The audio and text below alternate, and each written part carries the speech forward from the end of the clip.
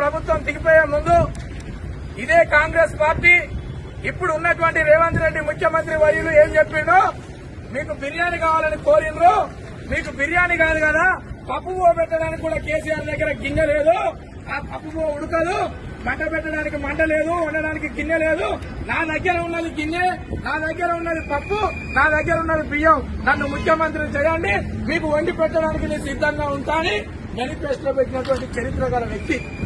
ఆ మేనిఫెస్టో పెట్టినాక ఏమైంది, నేను ఇవాళనే సంసారం చేసినా, ఇవాళనే గద్దెనెక్కినా, నేను చదువుకోవడానికి కొంత టైం కావాలన్నాడు.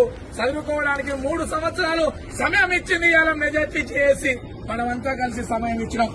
ఎమ్మెల్యేలను గెలిపించినాం, ఎంపీలను గెలిపించినాం.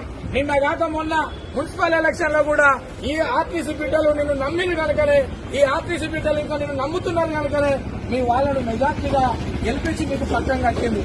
అయినా మీరు కుర్చీల కొరకు చూస్తూ ఉన్నారు. ఈ కడుపు కాలిన కార్మికుల సమస్యల్ని పరిష్కరించమని అడుగుతా ఉన్నాం.